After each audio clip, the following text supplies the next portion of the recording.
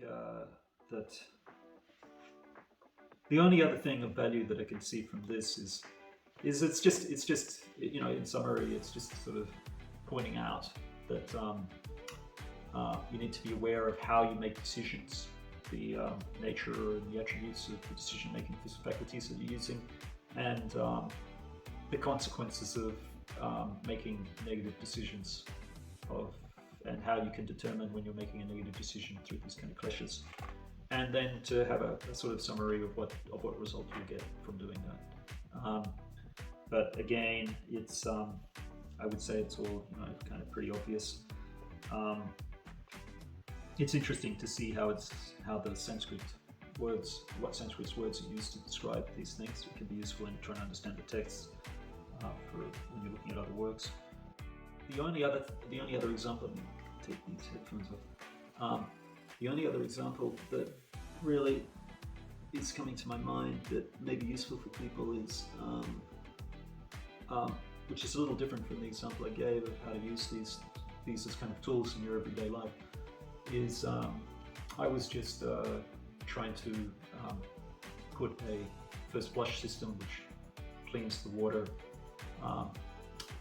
takes the dirty water out of the gutters from the roof and allows clean water to go into the rainwater tanks for drinking, etc. And I don't have a first flush system on this house, and I'm in the process of putting them in. And I asked a friend of mine to help me do this. I was paying him to help me. And this friend of mine is he's a very nice guy. He's he's well on the spiritual path. He's a bit younger than me, but he's he's not he's a middle-aged man. He's mature, and I asked him to help me do this job because it's like a big container which takes the water away, and I couldn't lift it myself. And I've got some health issues, etc. So he helped me do this job, and we had like an instruction book of how to do it, how to construct this first flush system, and it didn't look that complicated, and I pretty much worked out in my mind how it was going to be constructed, etc., and fit in. And I'd done a lot of the preparatory work for putting it in and preparing the drain pipes, etc., beforehand. I'm not a great plumber. I'm not a super practical person. I have to really, think and work out these things beforehand. So it always takes me quite a long time, But I like to get it right, because when I get it wrong, and have to redo the whole thing, or things break as a result of something, I get really upset. That's just because I have a bit of a sort of perfectionist kind of way of doing things, and that allows me to have nice things around me that are done well. And I think that's a good thing to have. But what I have to work on is when things go wrong, not getting upset about it. And I think that people who have this kind of little bit of a perfectionist streak in them know exactly what I'm talking about. So not everybody is like us. There's a whole huge variety of people in the world, and some really don't care what it looks like, or how it goes in, or whether it breaks or not. And my friend is probably more in that category than I am. I'm more in the I like it all perfect, and he's in the more I don't really care what it looks like, as long as in the end it sort of works. So we kind of have two very different approaches.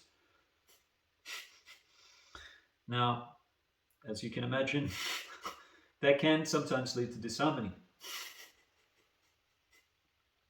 And in this case, I got out, how are we going to do it? I've thought about how it's going to go in. It's going to go there. Da, da, da, da. And he looked at it, and he was sort of saying, yep, put it there. Oh, no, it needs to go around there. And I was sort of saying, yeah. He's kind of quite fast, he's more of a practical person. I'm more of a sort of theoretical kind of person. And he just kind of said, no, that won't work, it's got to go around there. And I looked at it, and I just sort of sussed it out and thinking, oh, yeah, okay, yeah, I can see now I made a mistake, you're right, yep, okay, it's fine to go there. And he's getting a little bit frustrated because it's kind of obvious to him. So we're already, on a kind of a little bit of irritation is sort of creeping in to the process of achieving this goal. and of getting nice clean water to drink and to be purified. Initially he was kind of saying, oh, well, like first flush up, look, don't even bother about it. I mean, all that bacteria there, it's all good for the stomach. so, so it's kind of like, I was already in this kind of thing of having my worker who I'm paying to help me sort of saying that this is a pointless exercise to begin with. And so we're diverging in our goals, right from the start, because he doesn't even think it's necessary. And then he kind of said, oh, well, why have you got such a massive big tower there to take all that dirty water away? You're going to lose a lot of water. That takes 100 liters of water. 10 liters are probably fine. The first 10 liters of water I've got one in my house. 10 liters, more than enough. You're wasting a lot of water if you don't do it that way. And I kind of go back. Well, I had like about 10, 15 phone calls with the makers of the product. This is what I'm like. And we worked out. They actually wanted me to have one twice that size to keep the water clean. But like I kind of mitigated it all, and I came like with that one, I sort of said that will be enough to keep it this clean. And that's already like 10 times cleaner than what he thinks is necessary. So we get this, this big 1.9 meters long structure, and it's like 60 centimeters, diameter or whatever, and lugging it up on ladders and stuff like that to where the roof is and the gutter is, and that's like 3 meters up. And trying to then attach it to a big pole that's hewn out of the logs here, straight from the trees virtually, so it's not even. So as we're trying to put it on, I've tried to take into account of that by like putting a block on the bottom so it doesn't angle, so it keeps the straight angle. And as we're trying to put this block on, it appears that the angle's not going to be exactly straight. It's going to be a couple of degrees out. And I'm sort of saying to him, yeah, I'm not sure about that.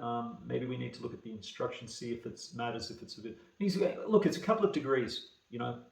Honestly, you're getting upset about nothing. Just leave it. A couple of degrees will be fine.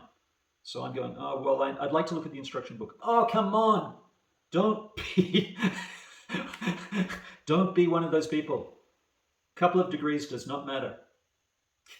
So I go, okay, all right. A couple of degrees doesn't matter. I guess you're right. Yeah. You're right. I'm just being overly perfect. A couple of degrees is not a problem. And so we put it on, and it's leaning. It's looking a bit like the Leaning Tower of Pisa. It's only a couple of degrees out. I'm thinking, this can't really matter. And then we fit it all up and hammer it all in and stuff like that. Interestingly enough, when we were hammering it in, we had these great big long nails to hold it in, and it was going to be quite heavy, holding 100 liters of water. So these big nails were going in to hold it in against the pole. And as we hammered it in and so forth, and it was looking like it was going to hold very well with these big long nails, he insisted that it needed more nails to go in. And I'm just saying, oh, well, these are the only ones that the instructions say, so I don't think it's necessary. And he got really angry. He got really angry that I wasn't putting in these additional nails to hold this block we had stuck in that was holding the tower out, so it wasn't at a complete angle. And I thought, why is he being so he's sounding like me. He's being a kind of over perfectionist in wanting to secure this. And anyway, he got really angry about it, and I said, no, it's unnecessary. We had a kind of little fight over it. And I said, in the end, this is my, I'm employing you to help me. So, if I'm satisfied with what the instruction book says, then please follow. This time I put my foot down, because I also didn't want to waste a lot more time, putting in something that was unnecessary. So the tower went up, and it was sort of leaning over, and we had to, when we put the tower in, it said glue in the various parts. And so I said, oh, yeah, the instruction book says glue it in. It actually said use this kind of what's the word? It was kind of like super strong glue, you know, welding glue. Yep. So, and I mentioned it about 10 times in the thing, and I said to him, yep, so we need to glue it in. He said, no, don't do that. No. If you glue it in and there's a problem, you won't be able to get it out, and you'll just have to chuck the whole thing out. And so I said, yeah, you're right. Yep. He said, look, we'll just firmly jam it in place, and you know, it'll hold, not a problem. And I'm going, yep, that makes sense. So we put it all in, put the thing on the top, and attach the drain pipe to the top of it. And there's this tiny little brace that goes in at the very top that holds on the wall. It looks like held in by 2 tiny screws. And I'm just kind of thinking, this thing's slightly leaning over. It's going to have 100 liters of water in it. That doesn't look like it's going to sort of hold it. And he goes and looks at it and says, look, it'll be all right. They're not saying, you know, like that you need to add, you know, anything else. But look, I'll get some straps for it later, and, you know, I can put them around it. And it looked like we'd done the job. Thanks, you know, thanks very much for helping me. Great, you know, we've done that. Fantastic. So I go off thinking, oh, wonderful, you know, like there's some heavy rain. And I'm looking forward to seeing the tank full of water, nice clean water. And I come up to take a look at it. And the whole thing's collapsed.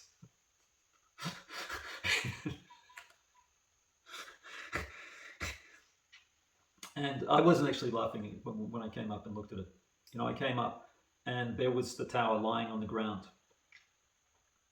And I had a quick look at it to see if it was damaged. It didn't look like it was damaged. So I was thinking, oh, thank God. And, you know, then I was thinking, I think that glue needed to go in. And yep, with 100 liters of water and a slight tilt, and then no support, only that little brace on the top, it was kind of obvious, and no glue. It was obvious this was going to happen. So I'm kind of wondering how I could have been so stupid. But anyway, I think it's not damaged, and they're just telling me, I need that bracing, you know, bring it along. So he comes along and brings metal bracing along, and we get it on, and I sort of say, let's drill this in and put screws in, and he says, look, we've got these big nails. Let's use them. They're a lot quicker than screws, you know. We can just hammer the whole thing in, get it done. And I go, yep, that'll be quicker. Yep. So we hammer in the thing in, and it all looks, you know, put it back in place, and put the strap around it, and think that'll hold it now. You know, doesn't matter. Don't need the glue because you know, it'll be held in by the strap now. And then I go off, thinking, you know, like, no problem. There's some heavy rain, and this time I come back during the heavy rain to see what's happening, and there it is. The plug in the bottom's like just popped out because no glue's holding it in. And the thing is it's not falling over, it's like held by the straps, but it's pouring water. All the areas where it hasn't been glued is pouring water out. The plug in the bottom's forced out. I because it hasn't been glued on, I force it back into place so it starts filling up with water, and then it just starts pouring out where it hasn't been glued at the bottom. And not only that, when it fell over, it cracked the base. So it was, even though I didn't see it, so it was just pouring out through this fine crack, big crack. Hairline crack, but under the pressure of that water, it was just pouring out. So I'm just like, and then I'm just thinking, well, maybe it's possible to, you know, like glue up the crack, but we'll have to, you know, take everything off to get to it. And then I look at the nails that I've put the metal straps in, and that have then been, you know, long nails really hammered in, even on their sides. And I'm just kind of thinking, how am I going to get this thing off? I'm going to have to, all that metal strapping's just going to have to be cut. And then I have to get in again, the whole thing's got to be dismantled. Then I've got to see if this glue is going to work to glue up where it's been damaged. And then it's going to have to be lined properly. There were nails sticking out that hadn't been hammered in properly, which were partly causing it to be put up at an angle. I'm just thinking this whole thing's going to have to be redone from scratch properly, you know. And And then I start reading the instruction book, and it says, if it's not exactly straight, the weight of the water will cause it to crack. And that's exactly what it did. And, about 9 times it says you have to use this solvent welding glue to make sure it doesn't leak and it stays in place. And then if all those things are right, then you don't need a metal brace to hold it. But none of them were. So I kind of am looking at the damage and how to fix this mess. And this just dark, black cloud is in my mind. And I'm thinking, why did I listen to this guy? If he hadn't said anything, I would have read the instruction book and I would have just followed the instructions. But I overrode common sense and the instruction manual because of some really good ideas that had no basis in fact and a lot in imagination.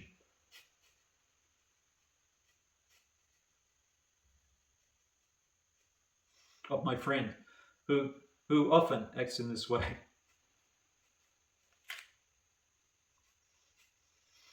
In fact, I'd employed him about 5 years ago and he'd done exactly the same thing.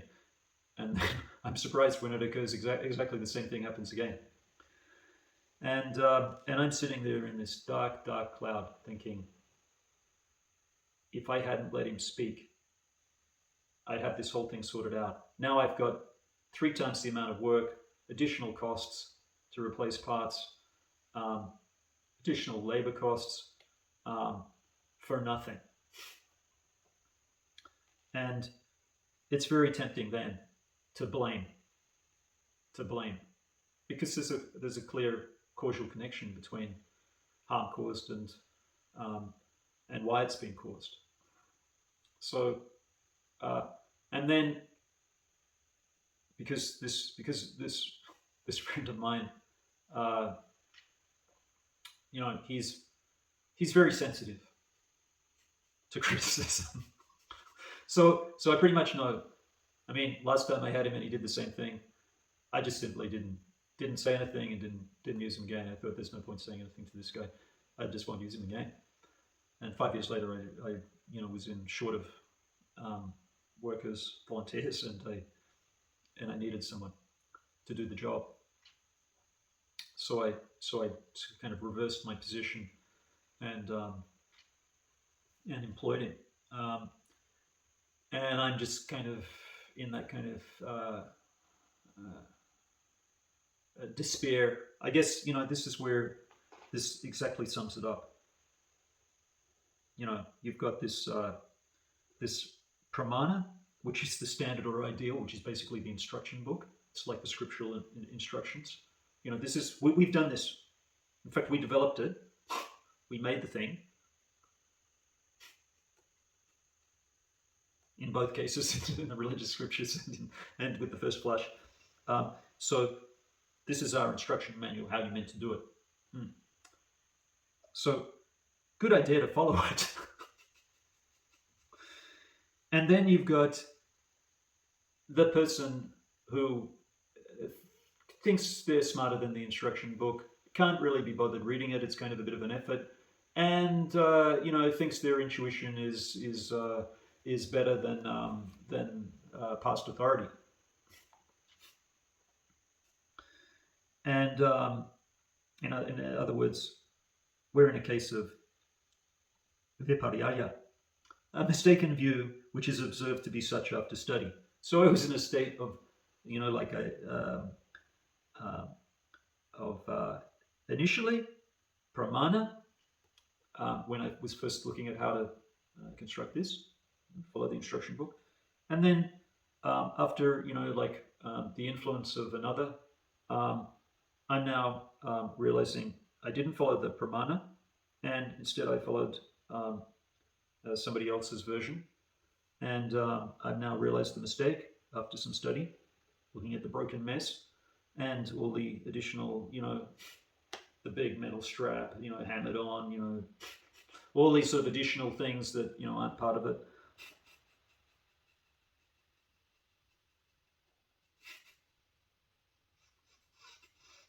that now has to be taken off and can't be removed because it's hammered on, and just sort of staring at this thing, all out of whack, cracked down the bottom, and just wondering, how did this happen?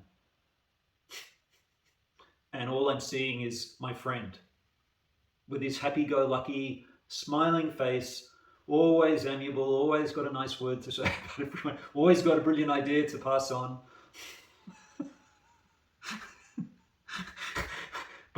But I'm not seeing that. I'm just seeing a black cloud.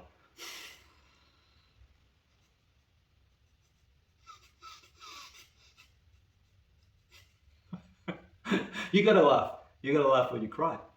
But better to laugh. Better to laugh and to forgive, and to just see the joyousness in one's stupidity, and learn from it. This is the greater lesson.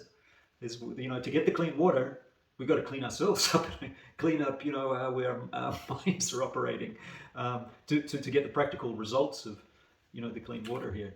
I'm not making this up. This is the truth. This really did happen just recently,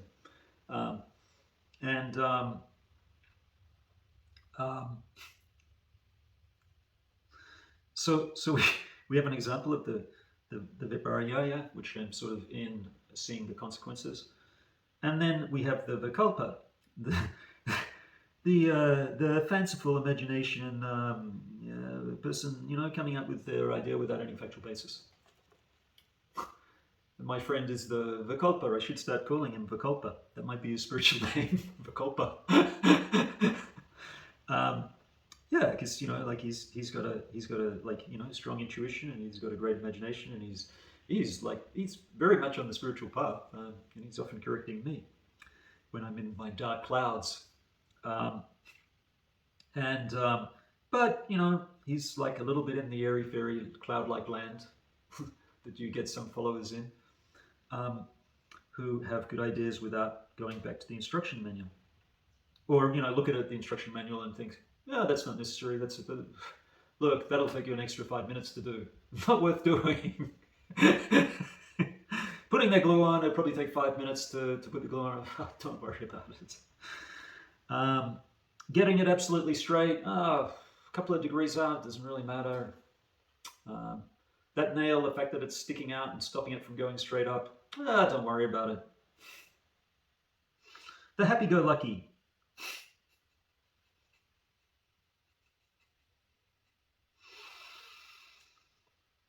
So there was the Vikalpa, which I fell for. Everything's a symbol in the end. In the end, he's a symbol. He's me. We're all one. We're all a Purusha. We're all, on the path to Kaivalya, and the Naroda, the restraining, the Naroda Samadhi, the Naroda Paranama, the transformation, the transcendent path that requires restraint, self-control. It's the way. We know this. It's all written there by Patanjali 2,000 years ago. So we get tested. We get tested all the time with Vikalpas, with our Vikalpas. They'll come along and they'll be so friendly and happy, and they'll make you feel good, and they'll tell you all sorts of shortcuts that you don't need to follow, that you don't need to follow the scriptures. You don't need to ahimsa and satya, tell the truth. Oh, come on. No, that's going to create complications. Let's just tell a few little white lies to them, and it'll be fine.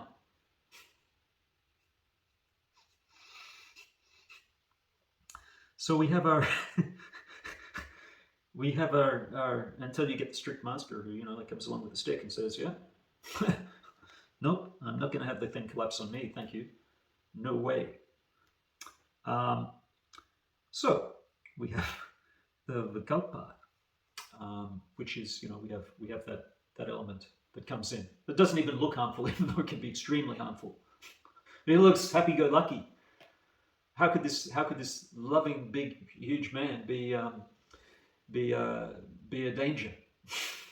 The sort of Bhima, the Bhima of the Mahabharata, the brother of Arjuna, the strong man. That's my friend. That's Vikalpa. And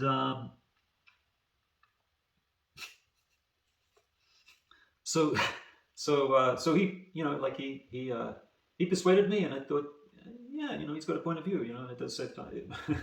I thought superficially, um, and there seem to be even logical reasons about it, like, oh, if we get that wrong and it's all being glued up, how will we get it up with welding glue? There seemed to be a logic behind what he was saying.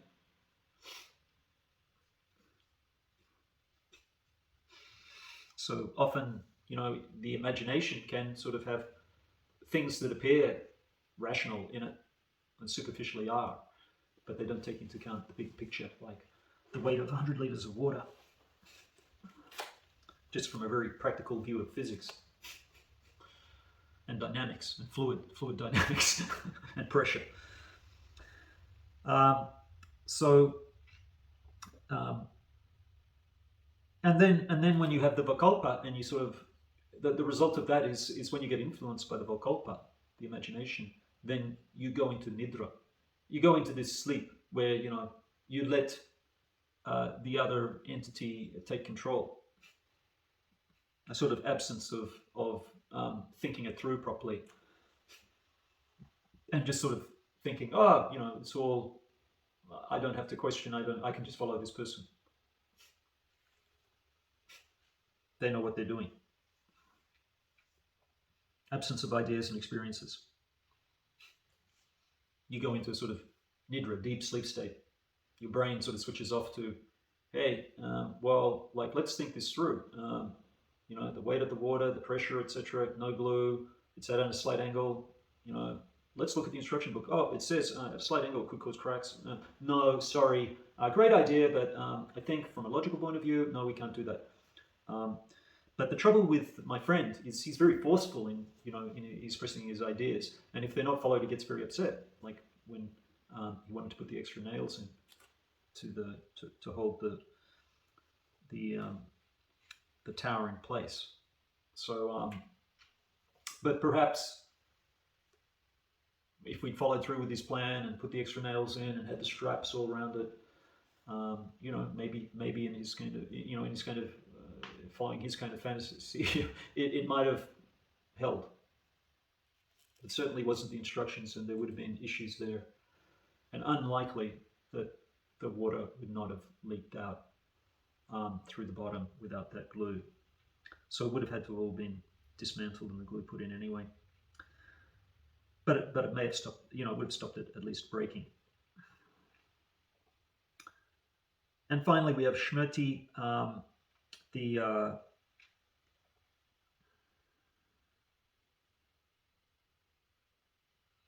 the holding fast of the impressions of objects that one has experienced. Well, yeah, I guess I had this kind of Smriti when I looked at the disaster and thought of what had happened when I'd employed him before, and then I was just like, thinking, how could I be so stupid? The past memories, and then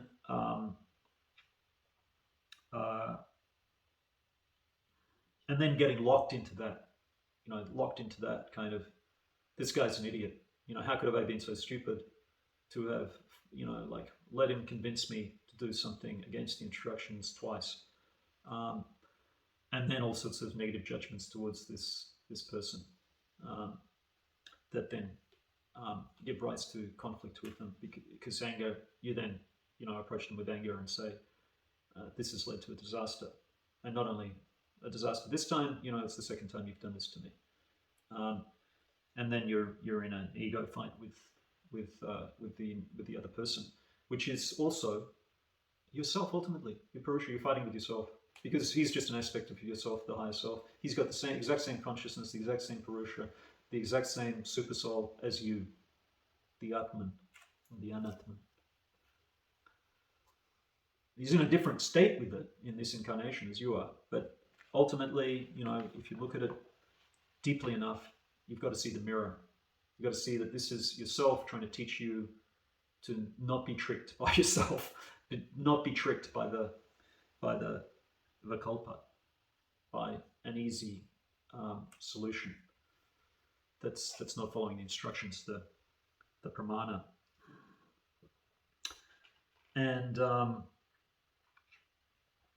so the Smriti can be can be good. It can be, past memory can guide you to do things well, or it can, lock you into having a certain fixed view of things that can become harmful and lack compassion. And he must have had his own kind of smriti of how he does things in life, and just which he needs to look at, and that's what I've been trying to explain to him. Admittedly, initially I was quite angry, and then I was kind of trying to sort of say to him, I was trying to restrain my anger because I didn't want to lose him as a worker and as a friend, but I also sort of had to get the point across because it had happened twice, and that's where a lot of diplomacy is required to kind of, because as far as he was concerned, he'd done nothing wrong, and even when I explained to him what had happened, he just was like, so it broke. Okay, we can fix it up. Yeah, probably shouldn't have done that, but what's it matter? It's not that important, and it might have worked. So I haven't done anything wrong. Just experiment that failed.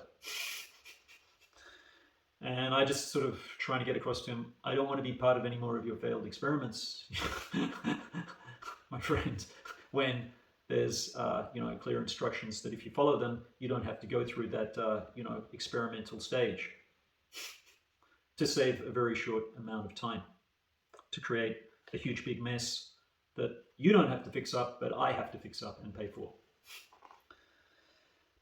So, and of course, when you've got somebody like that who doesn't really think they've done anything wrong, and you're sort of trying to tell them, well, actually, there is something wrong here. It's costing me, and it's costing me time, and it's unnecessary, and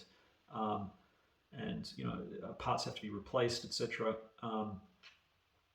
And it's just disharmonic, and there's an easy solution. You just follow the instructions properly, and to sort of try and sort of just pretty much say those things to my friend did not get a good response.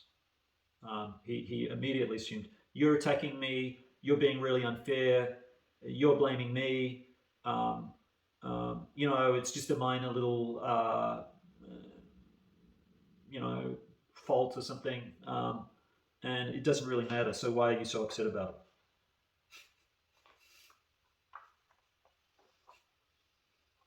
And I kind of tried to sort of say to him, well, my friend, if I came in and you had and you were going to follow the instructions and had a certain idea of how you were going to do something, and I came in and said, oh, don't worry about that, do it my way, and then it all breaks apart, and all has to be fixed up, and there's a big mess and costing you money, and you're paying me to work, then do you think that you might be a little bit upset with me? And you can guarantee this guy would be swearing at me. He's that sort of guy. He'd be shouting and cursing. You idiot. I didn't want to do it that way. And unfortunately, people on a slightly lower evolutionary scale are a little less self-reflective. I tried to point out to him how he might feel in my, if he was in my shoes and I'd done this to him. And, there's a long kind of difficult neurological reprogramming that needs to go on in this guy's brain before he can finally sort of work out, if someone did that to me, and caused me this, like that, I probably would be upset. But that's a long process, and I've got to be extremely patient to sort of allow his brain to sort of work that out. And maybe it'll never occur. I don't know, because with this guy, he kind of lives, he lives hand to mouth kind of thing, always in debt, sort of lives in a shed in the bush, and he keeps himself very busy and stuff like that. But he's struggles to develop anything to, like significantly.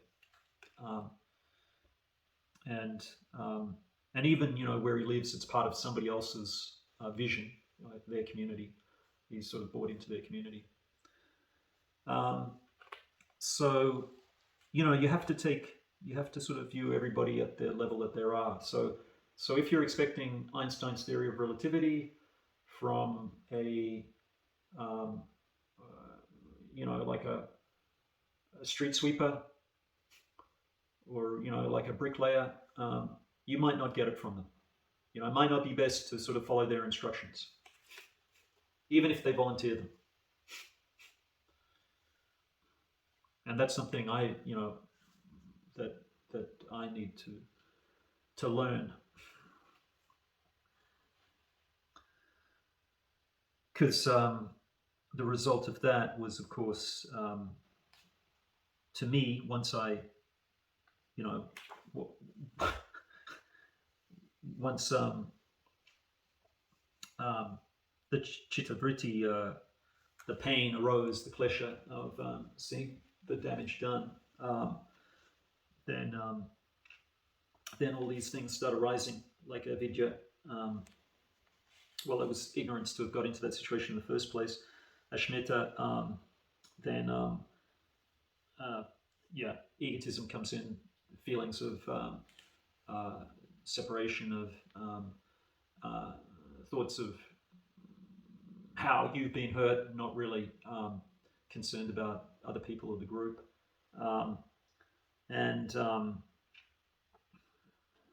and then you've got the raga, the attachment to the result, and then seeing what's happened. The tavesha, the aversion to things being wasted, damaged. The abhinavesha,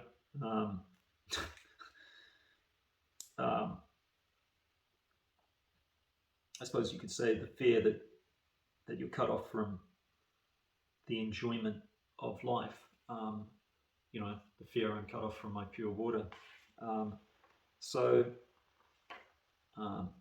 And then all those kleshas start to occur, and you physically feel them in your body, where if you allow them to take over, then you're feeling depression and anger and wanting revenge and all sorts of things. Especially if you try and resolve this with the person who's been part of the problem, and you don't get a good response from them. And then these give rise to the vyadhi, the sickness which disturbs the physical equilibrium. You become depressed and sick. Sthana, you then can't face fixing the problem, or unless you can't you look at the whole thing with anger when you see it, and then that gives rise to samsaya, to doubt as to how you're going to get out of this, how you're going to be able to fix the mess up, and then pramada, to indifference, where you just say, I don't care, I don't care whether I've got this or not, I'm not even going to be bothered with it. And then alasya, you then just sort of become lazy, you just sort of start to give up in fulfilling your dreams. And then ivarati,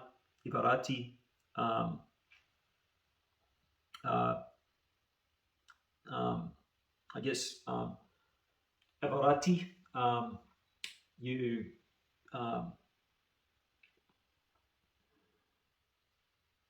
you've allowed some external object to control your emotions. And because that object's been damaged unnecessarily, you're kind of possessed with feelings in relation to that, feelings of anger. Although avarati is described here as more as like sensual desire. but I don't know if it could be described in the way that I just put it. Whether, but another result of that is when you start to give up, you become lazy and so forth, that become indifferent to your goals and desires, then you start looking for sensual pleasure, start looking for food or for sex or something like that to get the bad thought out of your mind. And then Bharanti Darshana,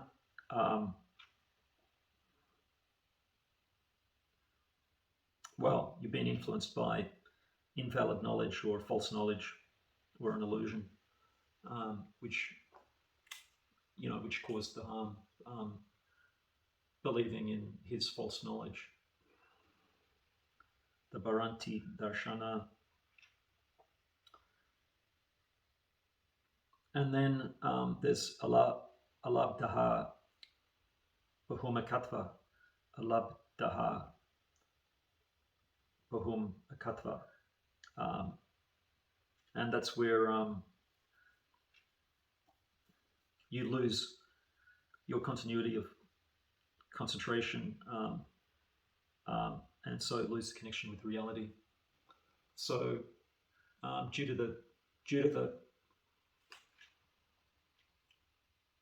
to accepting false information and then getting damaged in the process, then your concentration in following your goal of purifying the water just gets lost.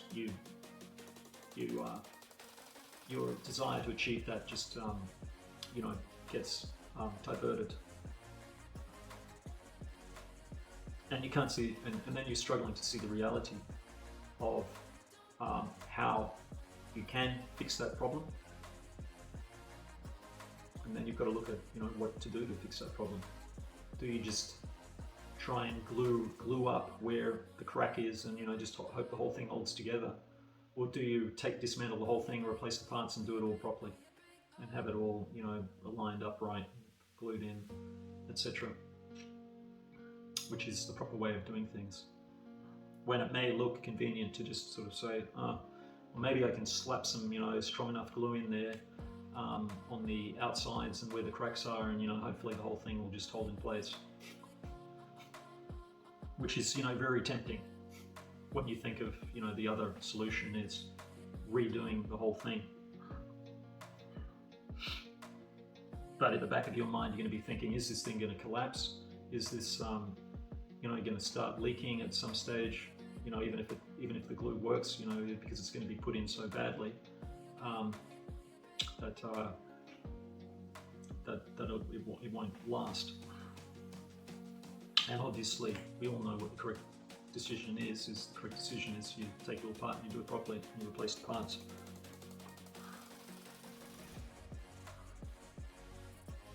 Otherwise, you're locked in another thing of, how can I avoid the instructions to take a shortcut? And you